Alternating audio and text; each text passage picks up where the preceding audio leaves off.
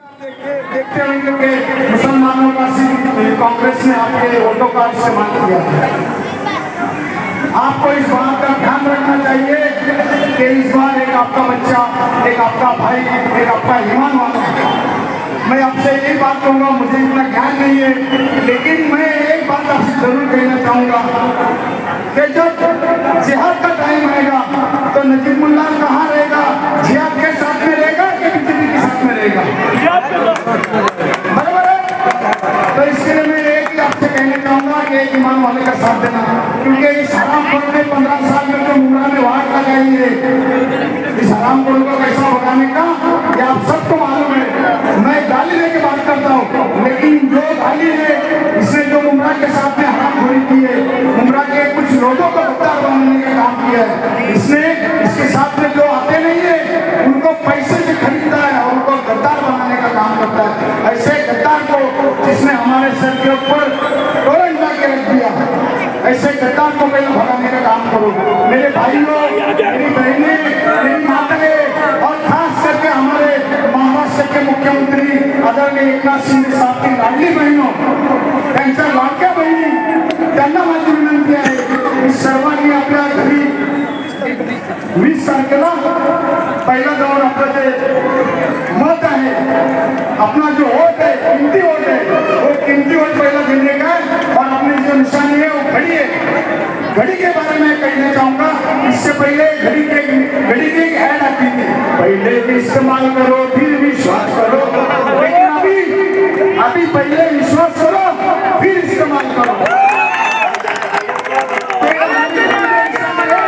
इस घड़ी निशानी को 20 तारीख को 2 नंबर का बटन दबा के मेरे भाई, जो महानगर पालिका में आपको हर बार अपना काम करने के लिए उपलब्ध रहता है, मैं आपको ये बोलना चाहता हूँ कि महानगर पालिका में एक अभ्यस्त नगर सेवक, एक अभ्यस्त नगर सेवक के नाम में उनकी ख्याति है, उनकी प्रसिद्धि है।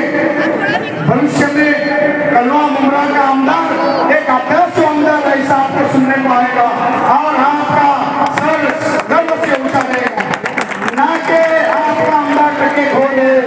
अगर आपको मैं बात बताना चाहता हूँ, एक बात ध्यान में रखिए, ये महाराष्ट्र में ये आमदार को कहीं भी, ये खुद को बोलता है कि मैं राष्ट्रीय नेता हूँ, लेकिन महाराष्ट्र में कहीं भी ये आमदार को प्रचार के लिए कोई भी आमदार ने कहा शरद पवार साहब को कि हमारे कोई भी मतदार संघ के लिए आमदार को भेजना नहीं है, क्योंकि ये कुछ भी बोलता है। अगर आप आकर देखेंगे तो हिंदू धर्म के बारे में देखेंगे, लोग प्रभु रामचंद्र जी का स्वागत करने के लिए तैयार हो गए थे, लेकिन इस हराम बोलने का आप क्या कहा कि राम मांसाहारी है। अगर आप परम पूज्य डॉक्टर बाबा साहेब अम्बेडकर, जो कि इन्होंने इस राष्ट्र की राज्य घटना लिखी, संविधान लिखा, उस बाबा साहब का फोटो फाड़ दिया उसको, और सल्लल्लाहु अलैहि वसल्लम जो हमारे औरंगजेब साहब थे उनके बारे में भी इन्होंने गलत कहा।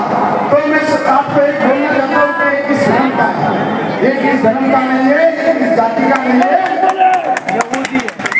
यहूदी है।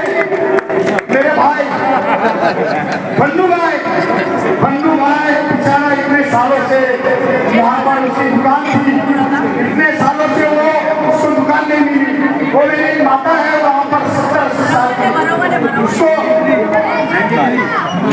उनको दुकान नहीं दे सका, ये सिर्फ अपने चमचों को और अपने जो फेमड़े जो है उनको इसका कॉन्ट्रैक्ट, इसका मट्टी शोर, ये तो आपके सामने साबित है, फिर भी नहीं समझता हूँ कि आपकी बुद्धि को कभी अकल आ जाएगी, मेरे को समझ नहीं आ रहा है, फिर भी कुछ लोग उसके सामने घूम रहे हैं। अरे आप थोड़ी तो शर्म करो कि एक आदमी हराम के पैसे आपको दे रहा है और उसने आपको आपके बाप ने उसको साथीदार बना रहा है, तो आप उसके साथ में जा रहे हैं, थोड़ी तो शर्म करो।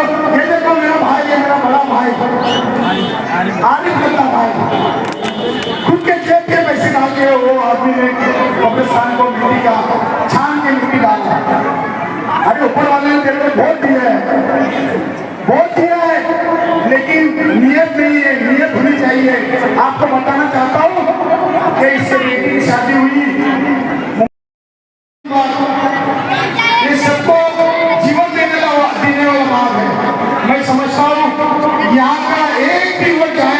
चाहिए, एक भी बारी को जाना नहीं चाहिए। क्योंकि यहाँ मैं बचपन में आता था हर अंकल के सामने, हर अंकल के घर पे दूध लेके आता था। कभी पिताजी नहीं आते तो मैं दूध लेके आता था, लोटे में ऐसे दूध लेके आता था आधा लीटर बचपन में, शकील माँ के घर पे देता था।